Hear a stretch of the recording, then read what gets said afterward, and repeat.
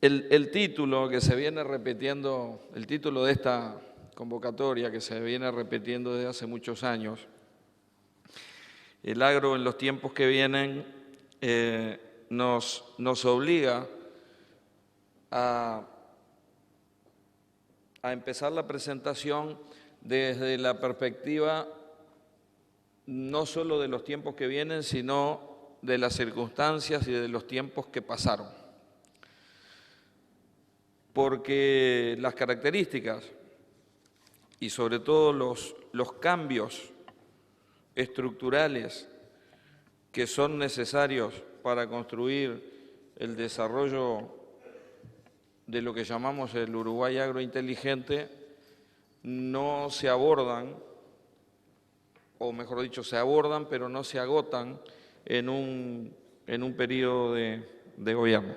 Porque en definitiva la mayoría de las características que son necesarias para construir son bienes públicos y por lo tanto tienen que tener detrás, y vaya si el Uruguay tiene buenos ejemplos de ello, la definición de una política de Estado.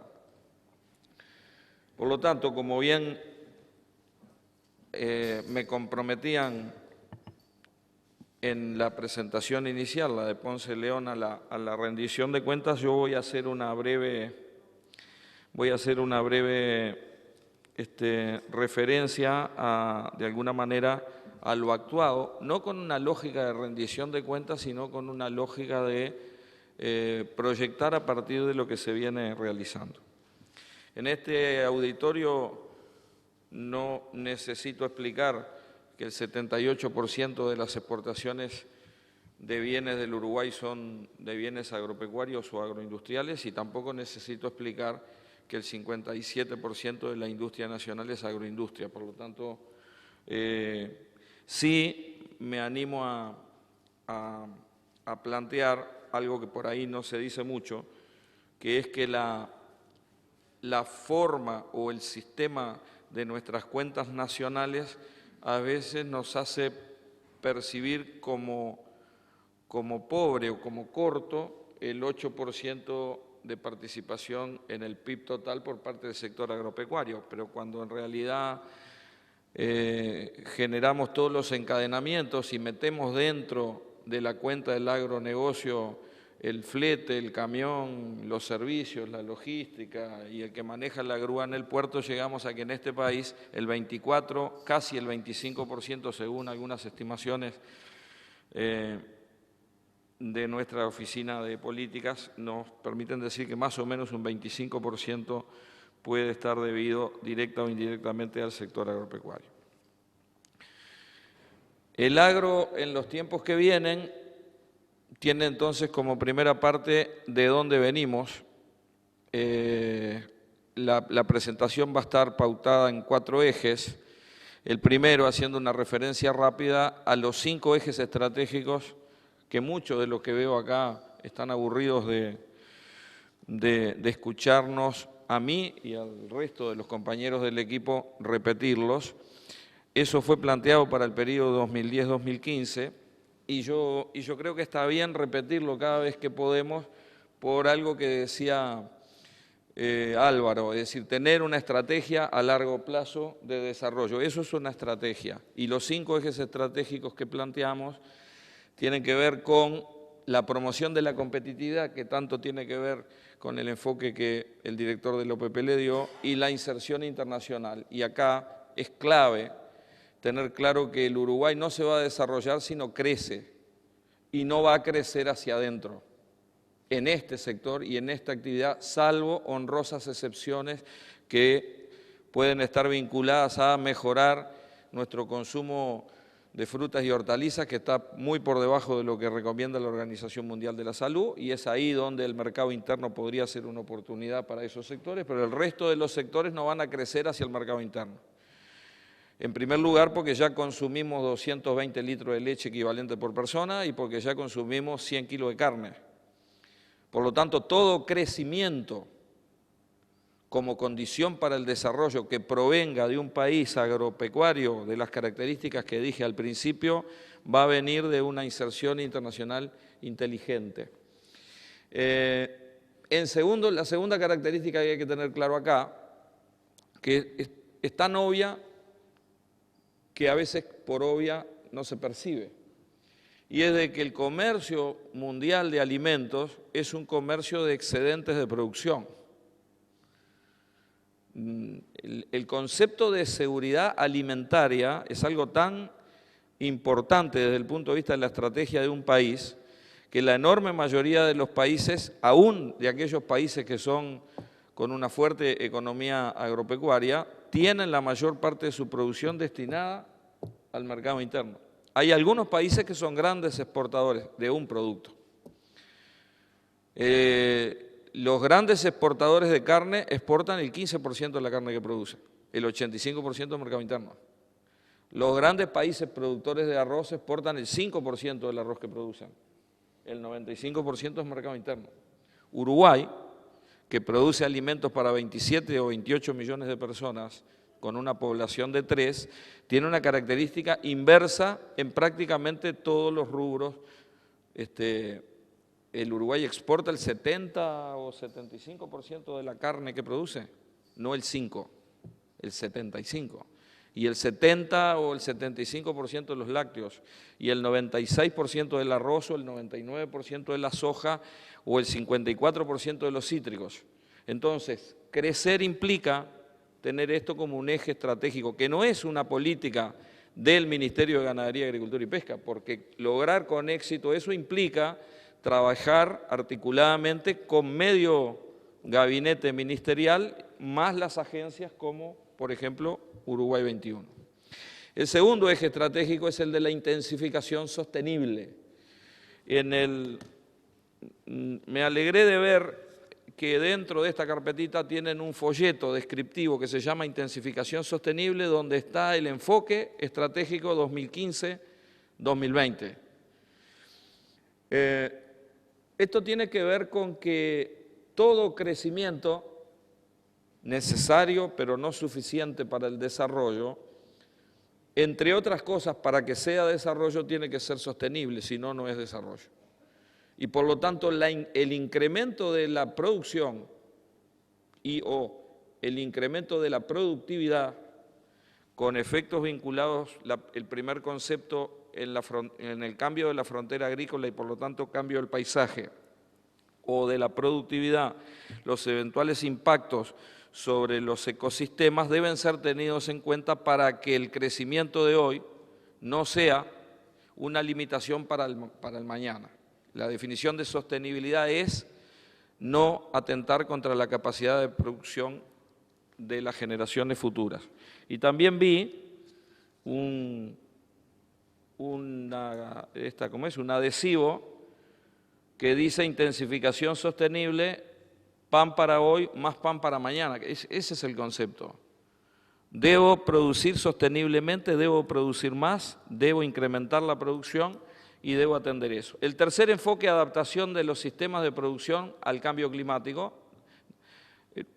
fue un eje central, y en esto debemos no restringirlo solo al enfoque adaptativo, porque somos susceptibles a los impactos de la variabilidad climática proveniente fundamentalmente del cambio climático, sino que tendremos que agregar la contracara de la palabra adaptación, que tiene que ver con la mitigación, porque algunas características de competitividad o de diferenciación van a estar asociadas a la forma más o menos inteligente con la cual Uruguay se proyecte al mundo como un país en el cual el 80% de la emisión de gases de efecto invernadero no está determinada por la energía o por el transporte como en el resto del planeta. En este país está explicada por la fermentación entérica de los rumiantes y la emisión de metano de los suelos anegados por el arroz.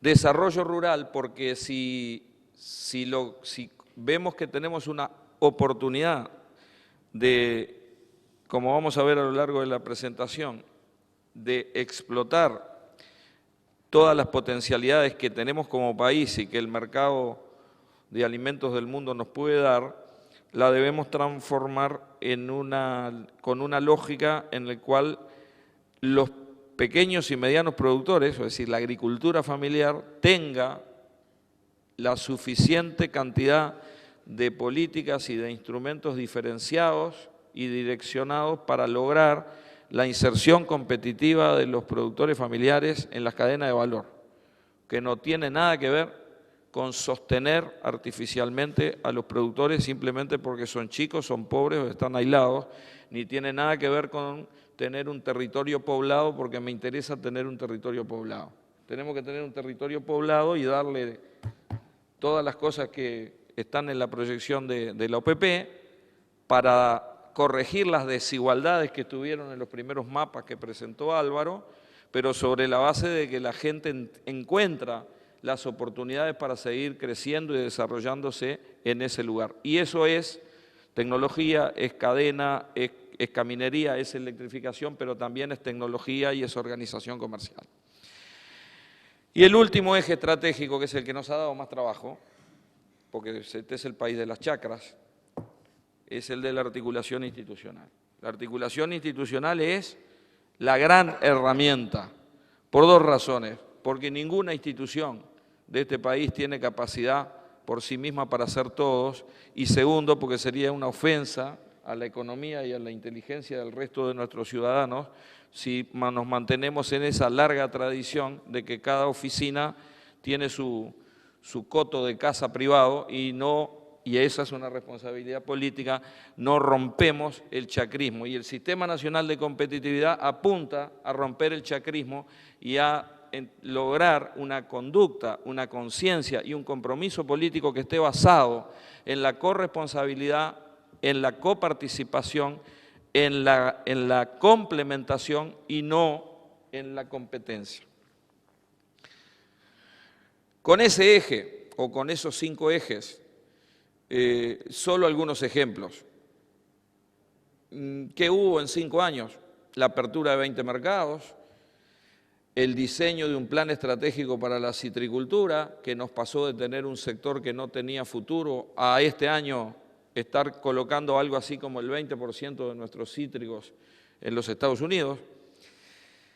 La certificación de calidad, estaba viajando, creo, habrá llegado el primer contenedor de carne a Estados Unidos certificado libre de antibióticos, con animales libres de antibióticos, explotando espacios de mercado de gente que busca lo diferente, expansión en el manejo regional de plagas.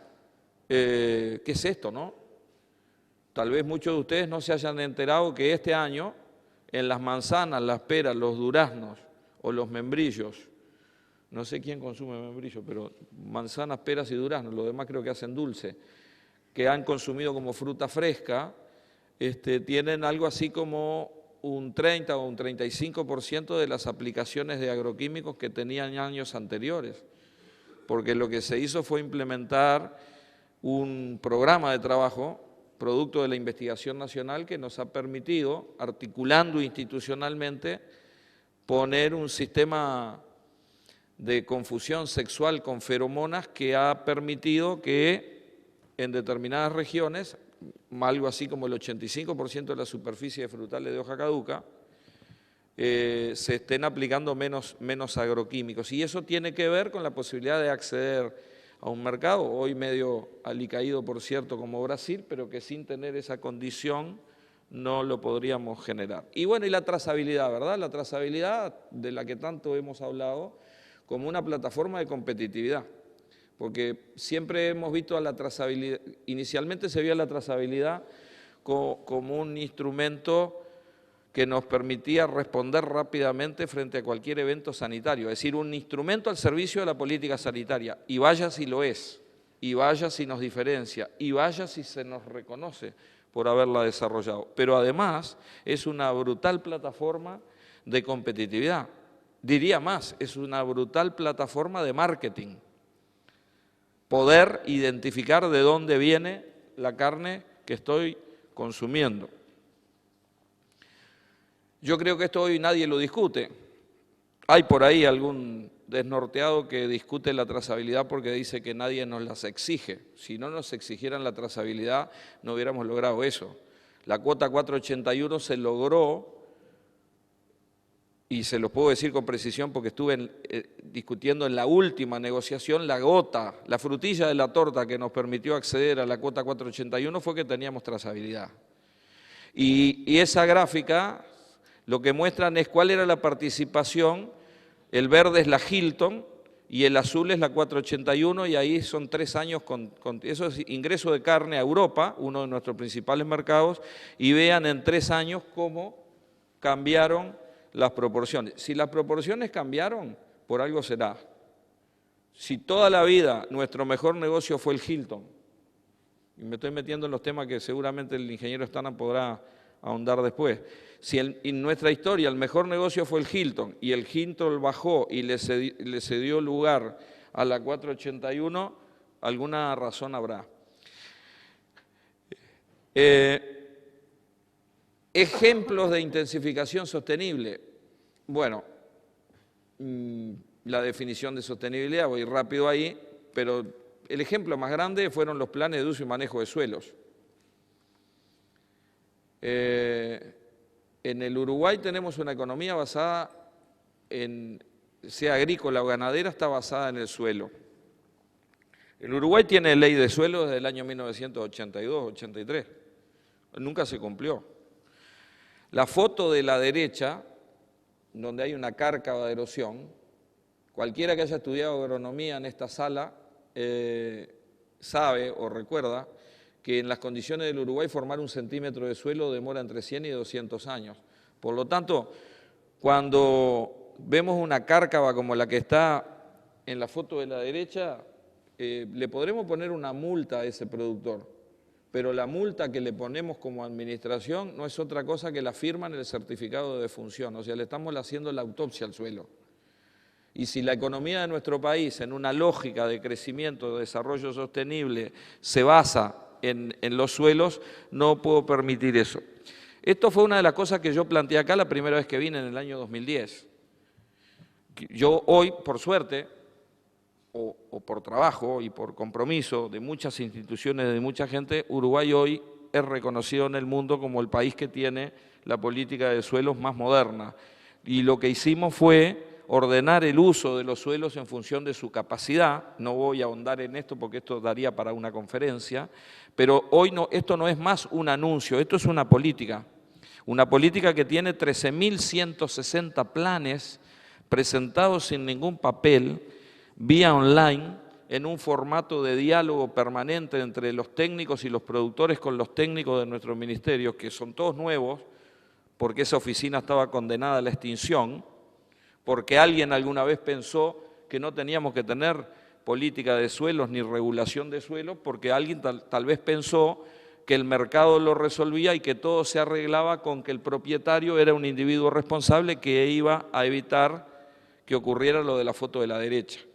Esa falta de lógica entre lo que son los fundamentos económicos del corto plazo a nivel empresarial y las necesidades de sostenibilidad y equilibrio en el largo plazo que requieren el compromiso de la sociedad a través del Estado, no tienen como objetivo limitar la propiedad privada, tienen como objetivo preservar el derecho de las futuras generaciones a mantener los recursos renovables. Eso se hizo con el acuerdo. No hubo ninguna manifestación, no hubo ninguna reunión, hubo mucho diálogo, mucha extensión, mucha información, mucha participación. No hubo papeles, hubo un formato de política moderna y sobre todo hubo algo importantísimo. Creo en lo que decís que vas a hacer, acepto tu palabra y después te voy a fiscalizar. Y no quiero estudiar durante 2 años a ver si estoy de acuerdo con el expediente que me presentaste y dentro de 2 años te contesto si podés hacer agricultura o no puedes hacer agricultura. Ese modelo requiere que generemos, como hemos generado, las capacidades de gestionar y monitorear a través de imágenes satelitales qué es lo que está pasando. Y cuando las imágenes satelitales indican que en un determinado lugar hay una actividad agrícola y no hay un plan presentado, automáticamente el funcionario va a inspeccionar, pero no va a ver qué encuentra. Va con un equipo informático que le está dando las coordenadas geográficas y le dice lo que debería encontrar. Los cultivos pueden cambiar, pero lo que no se puede cambiar es la intensidad de uso del suelo. En materia de sostenibilidad, hemos creado la Mesa de Ganadería de Campo Natural. Nuestro país tiene 65% de la superficie de campo natural, 65% del territorio sobre el cual se sustenta una de nuestras principales cadenas productivas. Tenemos en el campo natural una gran fortaleza y una gran oportunidad. Sintéticamente, tenemos muchísimo para mejorar y aumentar la producción, reducir la vulnerabilidad, sobre todo a las sequías, tener una producción menos intensiva en carbono, promover un mayor cuidado de la biodiversidad, ahí dice WIN por 4, y en realidad también en esa lógica tenemos la posibilidad de producir un producto diferenciado, certificado, con valor agregado ambiental, por lo tanto ahí hay una oportunidad de 5 WIN. Nosotros pensamos que en el eje de adaptación al cambio climático, donde se hizo muchísimo en materia de riego, donde se hizo muchísimo en materia de agua más que de riego y de abrevadero a nivel de pequeños productores familiares, pero donde también se generó una matriz de promoción de las inversiones de riego por la Ley de Promoción de Inversiones que privilegia el riego, se logró un financiamiento disponible de 100 millones de dólares con el Banco República a 20 años de plazo, con una tasa muy competitiva y, lo más importante de todo, no sé si habrán traído más, generamos, el director dijo, una estrategia a largo plazo, estrategia de fomento de desarrollo de la agricultura regada en el Uruguay, en 4 niveles, productores familiares, productores empresariales en forma individual, productores empresariales en forma colectiva y estrategias muy grandes, regionales, que no pueden hacerse buscando la coordinación entre los vecinos y donde probablemente las PPP sean una alternativa. Eso está todavía no remitido como proyecto de ley. Yo tengo el compromiso conmigo de que en lo que queda de este año ese proyecto de ley esté pronto, faltan otros ministerios para que opinen, esté pronto y esté presentado en el Poder Legislativo para su aprobación. Porque me pasé hablando de riego 5 años y no me voy a pasar 5 más. Quiero regar. Y quiero regar porque el segundo piso de producción a este país se lo ponemos con agua. Se lo ponemos con agua para estabilizar los sistemas ganaderos, pero se lo ponemos con agua para que nuestros cultivos, nuestra genética, nuestros suelos y la capacidad tecnológica y personal y empresarial de nuestros productores pueda trabajar en el límite de lo único que nosotros no podemos comprar, que es la energía solar incidente. Eso forma parte de lo que nosotros tenemos como un factor que no podemos manejar. Eso no es un insumo. Ahora, la energía solar incidente en nuestro país permite producir 14 toneladas de maíz o 5 toneladas de soja. Si 9 de cada 10 años producimos menos del 70% que ese valor, no es porque no tengamos energía. Esto todo termina siendo un problema de la transformación de la energía en un producto vendible. Tenemos la genética, tenemos la fertilización, tenemos el conocimiento agronómico y lo que nos falta es el agua. Porque en esa lógica todas las cosas que relaté están percibidas como un insumo, menos el agua que es un factor. Si llueve tengo y si no llueve no tengo. Por lo tanto, el desarrollo del Uruguay agrointeligente implica en no resignarnos a que el 95% del agua que escurre termine transformándose en agua salada en el Río de la Plata. Y yo sé que de esto hay muchas opiniones, desde las ideológicas conservadoras que dicen que con el agua no se puede ganar plata, a las naturales y entendibles razones de preocupación ambiental que habrá que atender y demostrar con ordenamiento territorial y con investigación científica. Lo que no podemos hacer es no usar el agua. Se ha gastado mucho dinero con transferencia directa a más de 6.000 proyectos de productores familiares donde el eje estratégico ha sido el agua. Voy a apurar porque si no no da el tiempo. Hemos creado el Sistema Nacional de Información Agropecuaria, que es un potente o pretende ser un sistema de información y soporte para la toma de decisiones, no solo de quienes decidimos política pública, sino también de los usuarios. Hace unos meses declaramos emergencia agropecuaria por sequía, y declaramos emergencia agropecuaria por sequía antes de que nadie levantara un teléfono para reclamarla. Eso es el producto de integrar, de superponer sistemas de información geográfica que nos permiten saber dónde tenemos los suelos con menos capacidad de almacenamiento, dónde llovió menos, dónde el satélite nos está mostrando que las pasturas no están creciendo y dónde tenemos por el Sistema Nacional de Información Ganadera, léase trazabilidad, la mayor concentración de animales. Cuando yo integro todo eso se me prenden esos semáforos y en función de los semáforos se toman decisiones. Las emergencias han sido históricamente en este país un motivo para que sonara un teléfono donde los productores afectados por sequía, por inundación, por helada o por viento o por granizo, le reclaman, yo creo que con razón o no, en mayor o menor medida, al Estado para que los apoye. Esa ha sido la historia de las emergencias. En el primer gobierno del Frente se creó la ley del Fondo Agropecuario de Emergencia, tiene un marco legal para responder rápidamente frente a la emergencia. Nosotros dijimos que la gestión del riesgo tiene que ser más profesional y para que sea más profesional tenemos que lograr que el riesgo se transfiera a quien está especializado en manejar riesgo. Eso se llama seguros. Nosotros tuvimos las heladas de los cítricos en el 2012, la sequía en el 2011, la granizada del 23 de enero del 2013, el exceso hídrico del 23 de enero del 2014 y ahora en los últimos meses la sequía.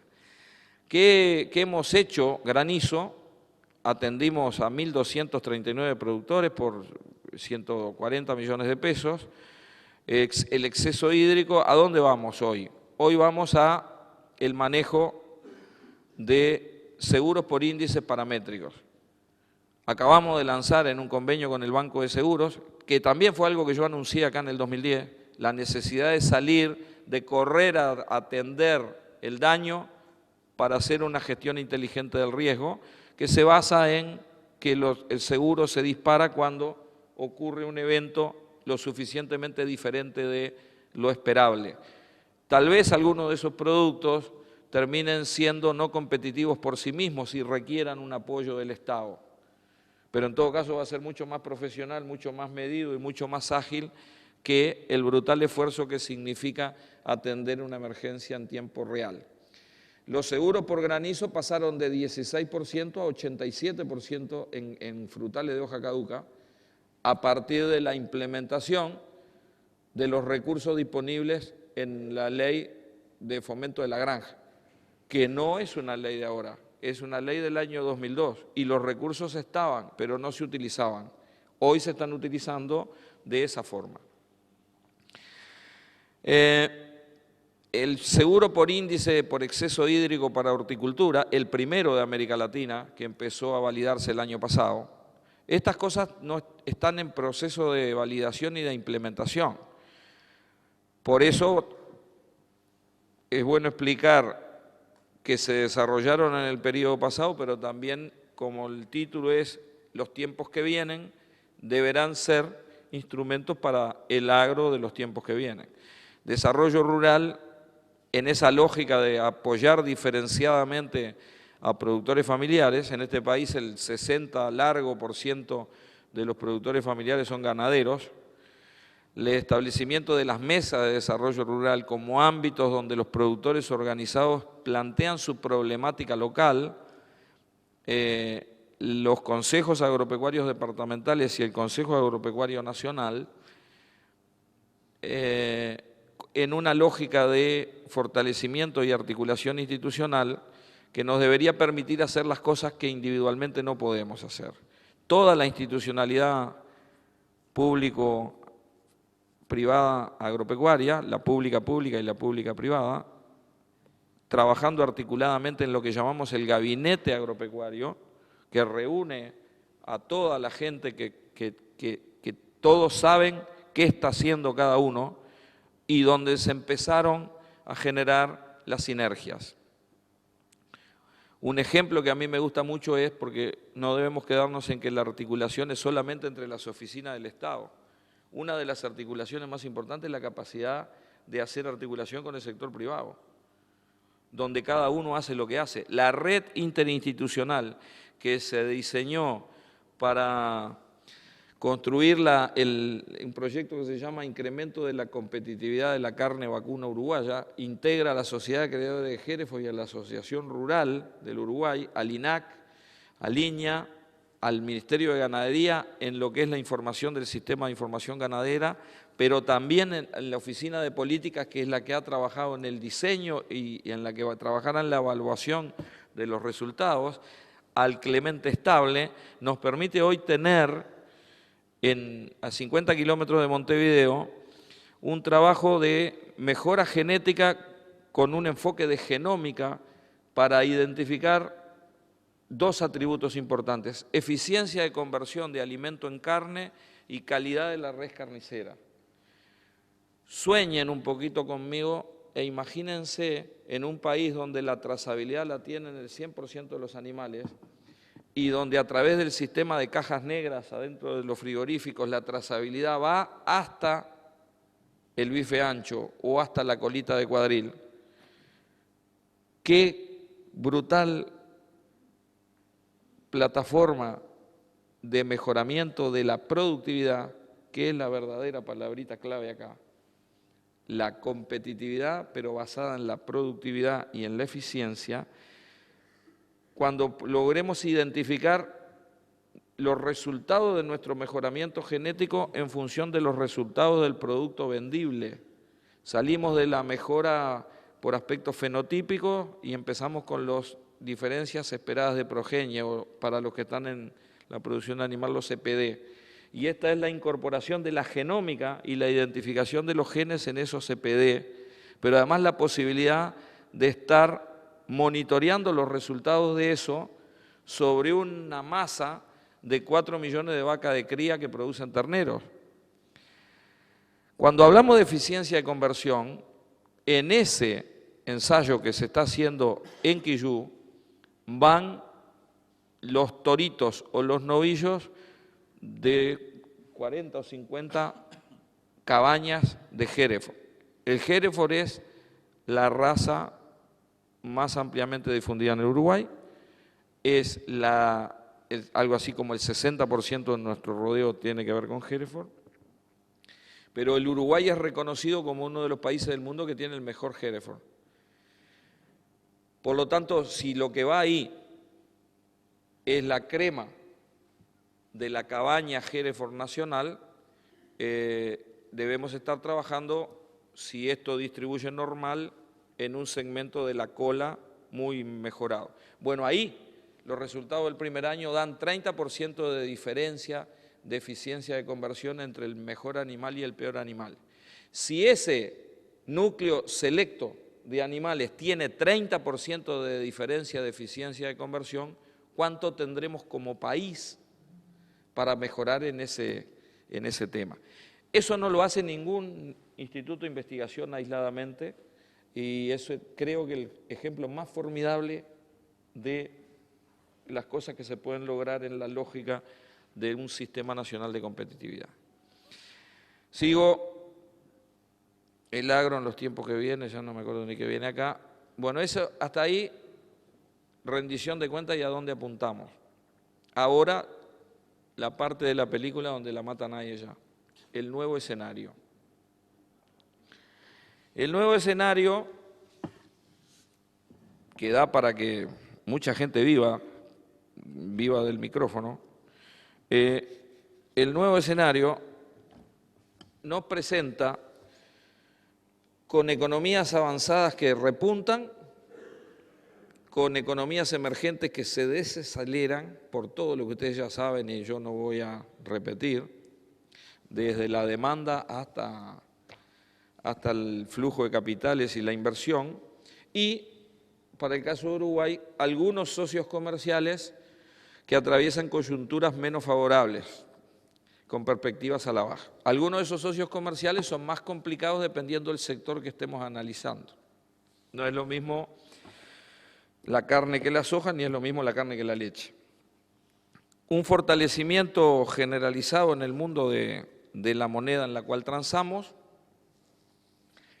un acompañamiento de nuestro tipo de cambio que se aceleró y que está bastante alineado con el resto de nuestros clientes y competidores y muy desalineado con los muchachos de la región que están en una situación, según dicen los economistas, difícil de correr de atrás y que nos plantea obviamente muchos desafíos, asociado a cambios en el mundo que no tienen que ver con la demanda, tienen que ver con la oferta.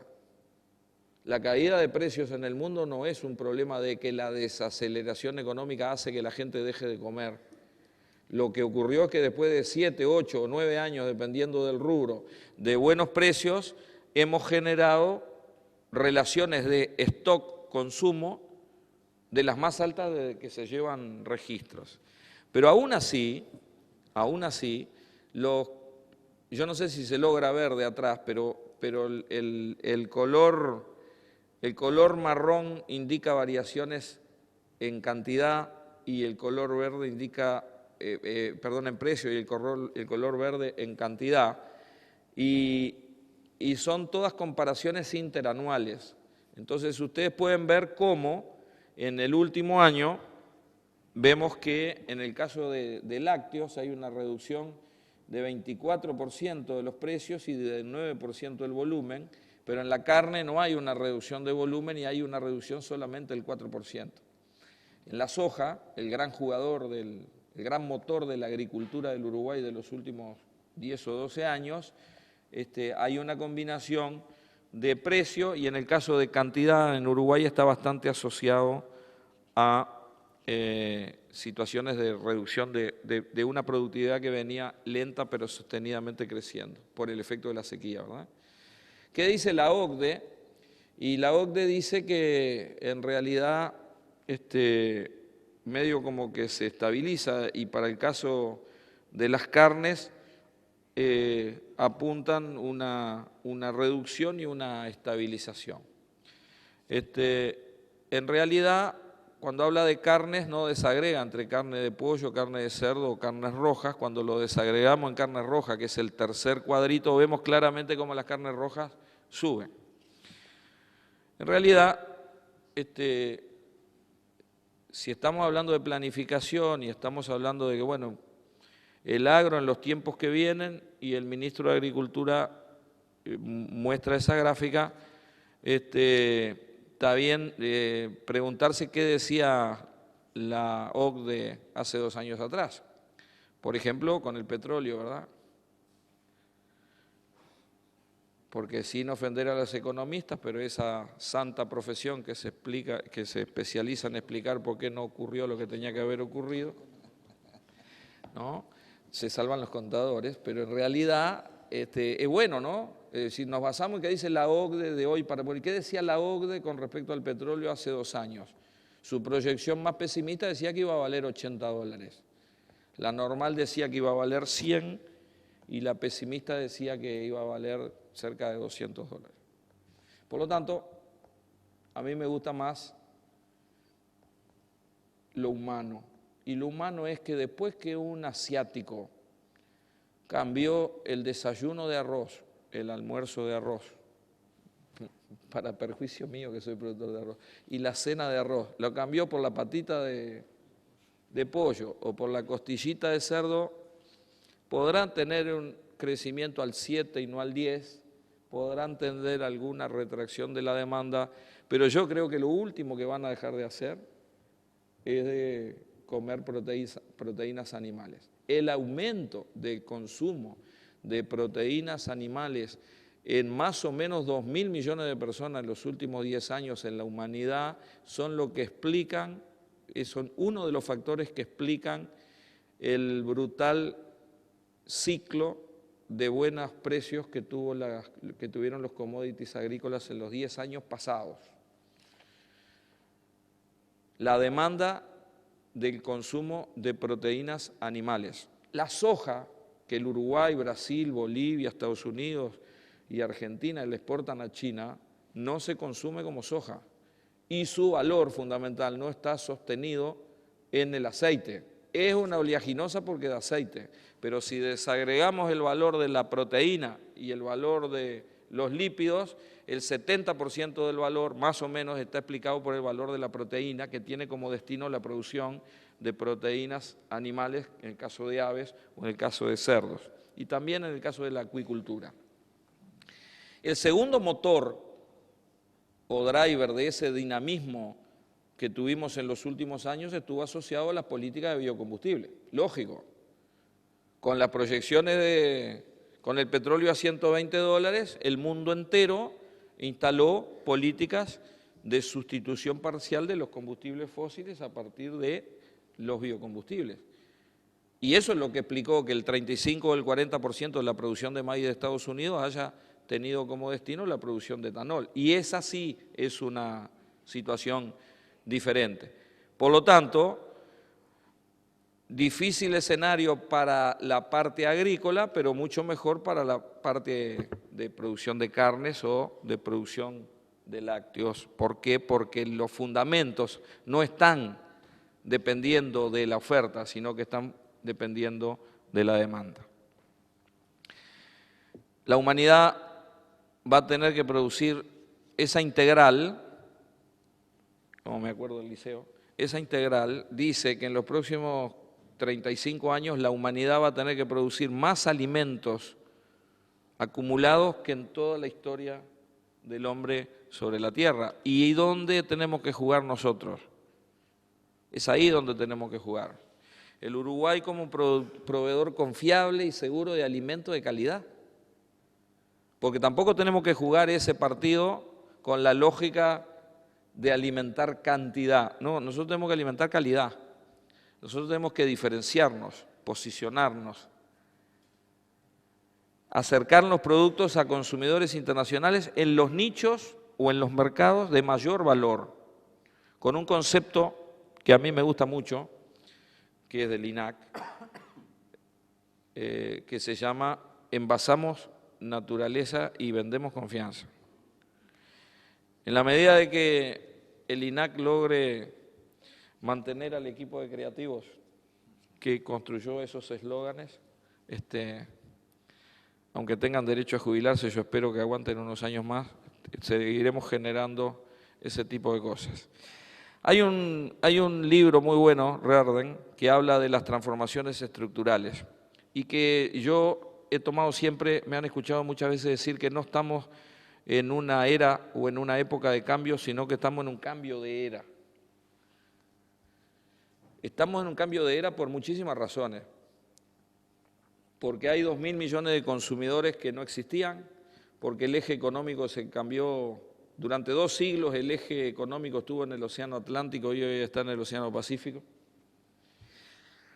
porque toda la vida hubo más gente en las zonas rurales que en las zonas urbanas y hoy hay más gente en las zonas urbanas que en las zonas rurales. Esas transformaciones estructurales que nos llevaron a la tecnificación del agro estuvieron asociadas a que muchos de los que producían de esa manera se fueron a las ciudades en un proceso de urbanización creciente que asociado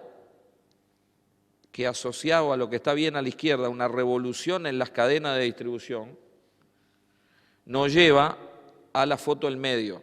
La foto del medio es una familia australiana de origen tailandés, o sea, son inmigrantes en Australia, y toda esa son todos gorditos, toda esa enorme cantidad de comida que ven arriba de la mesa y arriba del placar, eso es lo que consume esa familia en una semana. Y el desafío del Uruguay es ver cómo puede jugar en esa mesa.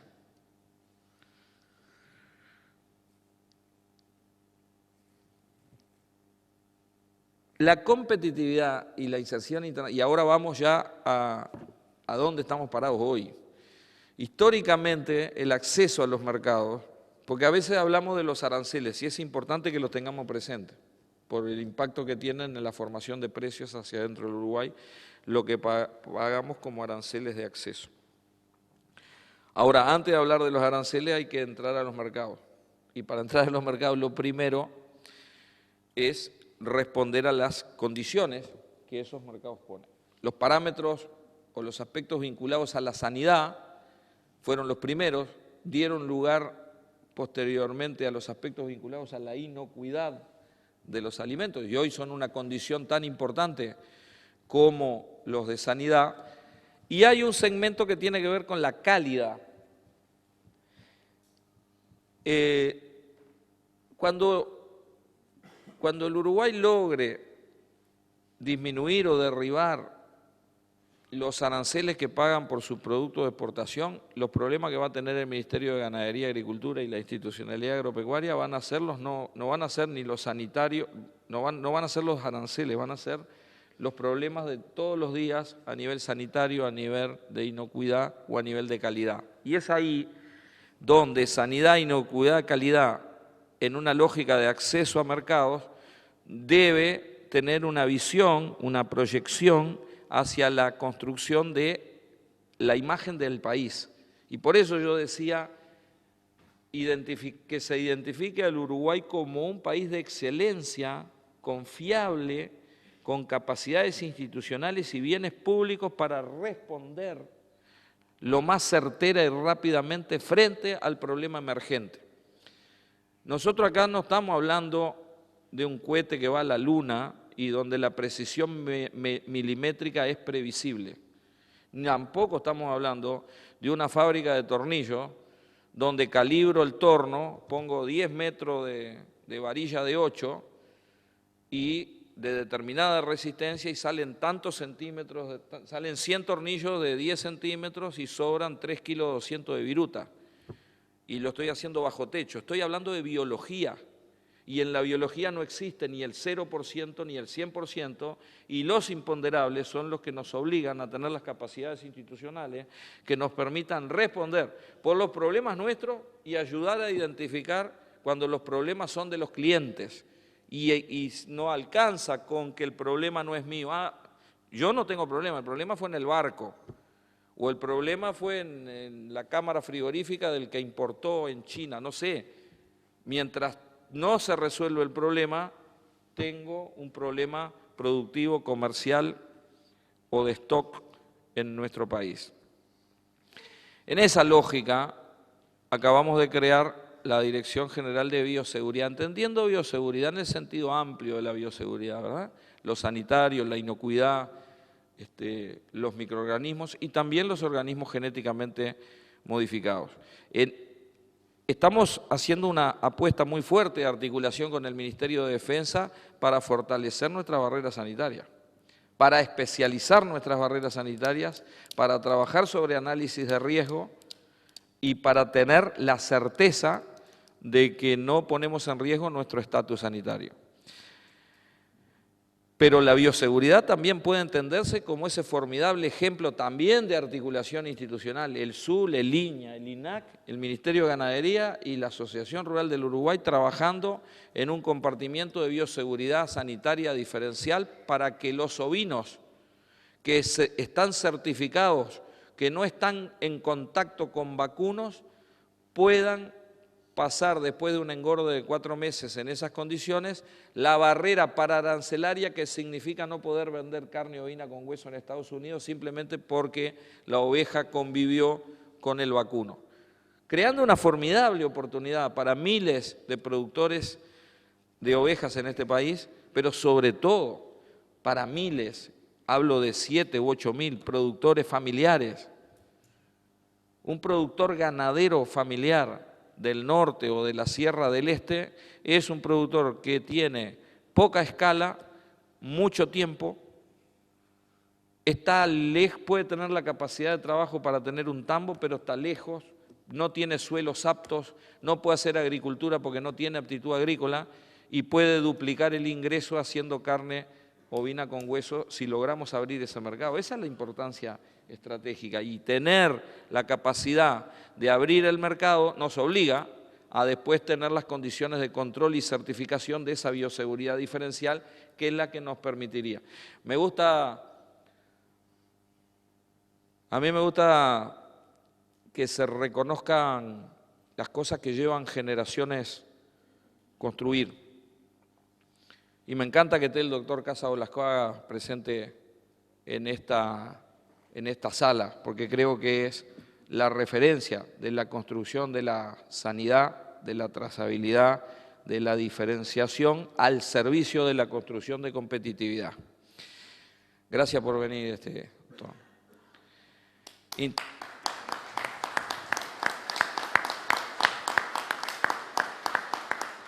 Intensificación sostenible, planes de uso y manejo de suelo. Voy rápido, no me voy a detener. Nos viene el desafío de la lechería. Esa asociación rápida. Acá yo hablé de los temas de productividad, de competitividad, de desarrollo, de crecimiento, pero vivimos en un país con gente y la gente se preocupa por los impactos ambientales. Y a la gente le tenemos que dar certeza, a la gente le tenemos que explicar que el problema que eventualmente pueden tener con el agua no se debe a la intensificación agrícola. En todo caso se debe a que hace 120 años que estábamos haciendo una agricultura no sostenible, erosionando todo el noreste de Canelones y depositándolo en el fondo de los afluentes del río Santa Lucía.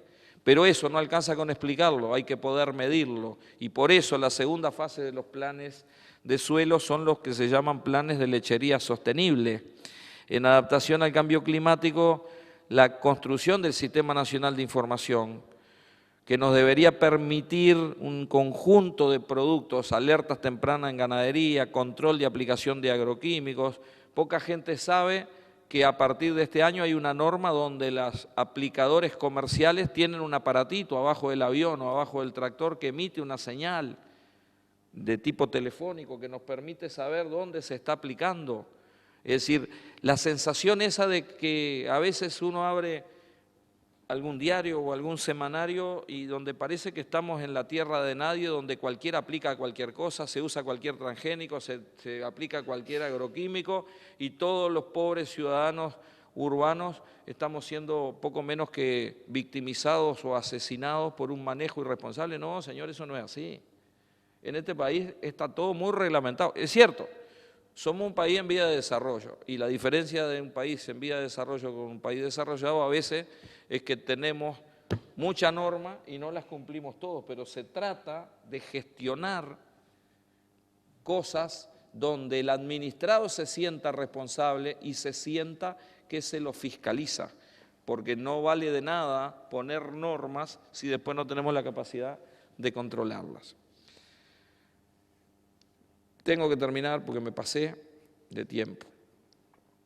Y quiero terminar, si encuentro las transparencias, desarrollo rural, los lineamientos, no voy a entrar acá, pero tienen que ver con construirle oportunidades a la gente, oportunidades diferenciales con una lógica de inserción competitiva. En articulación institucional hoy tenemos un gran desafío, que no lo habíamos planteado en el 2010.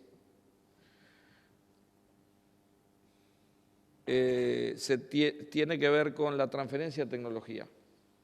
Estamos convencidos de que hay un bloqueo que obedece a muchísimas razones en cuanto al sistema de transferencia y todas las instituciones estamos trabajando, lo cual daría para otro seminario, para tratar de entender la inserción competitiva del, en este caso, ganadero familiar en una lógica de cadena que tiene 3 condiciones básicas. Primero, entender que una cadena funciona traccionando y no empujando.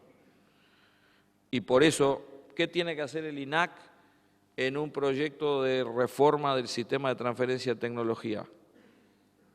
No, tiene que ver porque tiene que ver con quien tracciona. Esa es la lógica nueva.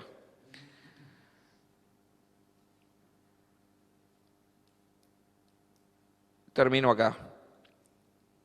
El agro en los tiempos que vienen, yo creo que es un tiempo de desafíos. Desafíos en la intensificación sostenible, en primer lugar, para que las futuras generaciones